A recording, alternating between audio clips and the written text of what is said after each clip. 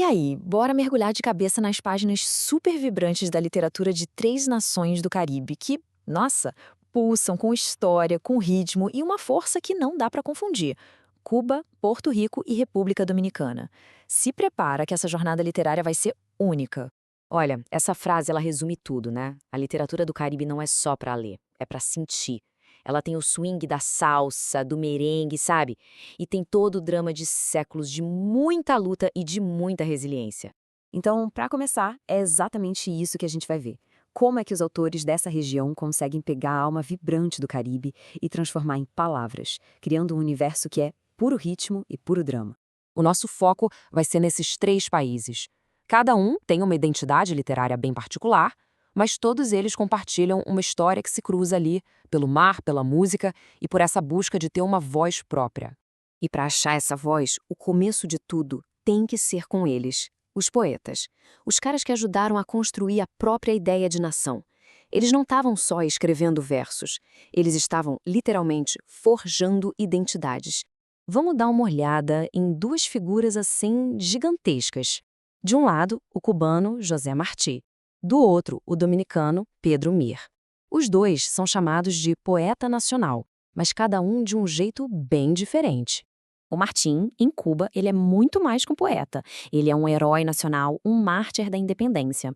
Os versos sencillos dele são tipo a base da cultura cubana, e o trabalho dele como pioneiro do modernismo abriu as portas para uma nova forma de se expressar em toda a América Latina. Já o Pedro Mir, ele é a consciência social da República Dominicana em forma de poesia.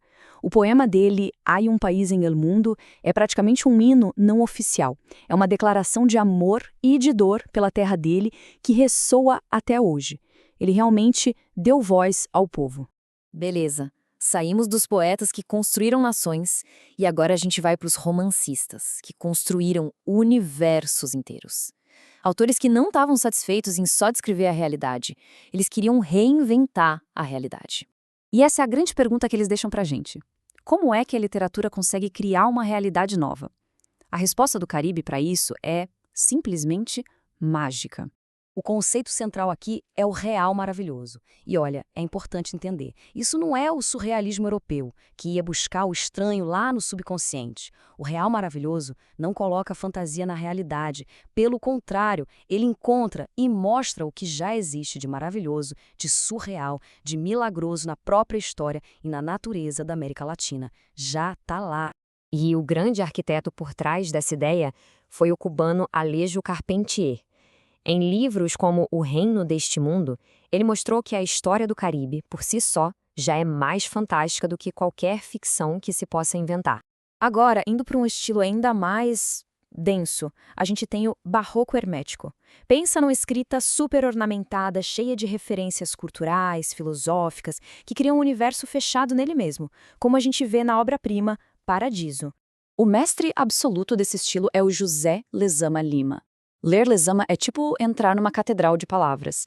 É complexo, é desafiador, mas nossa, a recompensa para quem consegue decifrar os códigos dele é imensa. E para fechar esse trio de inovadores, tem o Guilhermo Cabreira Infante. Ele trouxe o ritmo do jazz, a edição do cinema e uma paixão por trocadilhos para dentro da literatura cubana. A obra dele é uma verdadeira festa da linguagem e da cultura pop de Havana. Mas, olha, a literatura caribenha também é um campo de batalha. Vamos ver agora as vozes que usaram a escrita como uma arma de resistência contra a opressão política, social e de identidade. Vamos passar por 4 eixos principais aqui: a resistência LGBTQIA+, a briga pela memória e identidade, a experiência da diáspora e, claro, a afirmação do feminismo. O caso do Reinaldo Arenas é visceral. Ele foi um contraponto direto à cultura oficial. A autobiografia dele, Antes que Anoiteça, era um grito de liberdade contra a perseguição que ele sofreu em Cuba por ser homossexual e por ser um escritor dissidente. Para ele, vida e obra eram a mesma trincheira. Lá na República Dominicana, a Júlia Álvares mostra pra gente que a memória, por si só, já é um ato de resistência. Em países que viveram ditaduras, lembrar é lutar.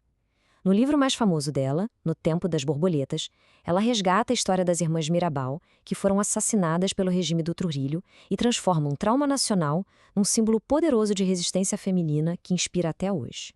Já o Junot Dias, ele conta a história de quem vive dividido entre dois mundos, a República Dominicana e os Estados Unidos. E o mais fascinante no trabalho dele é o uso do Spanglish, aquela mistura vibrante de inglês e espanhol que acaba sendo a linguagem perfeita para falar dessa identidade híbrida, fragmentada, da diáspora. E em Porto Rico surgiu uma voz para desafiar tudo, Rosário Ferrer. Ela foi uma pioneira, sem dúvida. Com uma escrita afiada e irônica, ela usou os contos e ensaios para desmontar o patriarcado e as hipocrisias da elite de Porto Rico. A Ferrer não só escreveu sobre feminismo, ela abriu um espaço na literatura para que toda uma nova geração de escritoras pudesse existir. Para fechar, vamos ouvir um pouco do som contemporâneo, olhando para vozes que continuam expandindo as fronteiras da literatura do Caribe. Esse quadro aqui mostra bem a diversidade da região. Dá uma olhada. Em Cuba a gente tem a poesia super delicada e universal da Dulce Maria Loinas. Do lado dela, também de Cuba, o Leonardo Padura, que usa o gênero do romance policial super popular para fazer uma baita crítica social da vida em Cuba hoje. E de Porto Rico vem o fundamental Luiz Palés Matos, que celebrou as raízes africanas da identidade caribenha com a sua poesia afro-antilhana, que foi pioneiríssima. 12. São 12 vozes que, quando a gente junta tudo, formam um coro complexo, fascinante. Elas não só escrevem sobre o Caribe, de várias formas, elas são o Caribe, com toda a sua dor, sua alegria, sua cor e suas contradições. E tudo isso deixa a gente com uma pergunta para o futuro, né? Com uma história tão rica e um presente tão dinâmico, o que mais a gente pode esperar? Que novas histórias o Caribe ainda tem para nos contar? A única certeza é que a gente vai continuar de ouvidos bem abertos.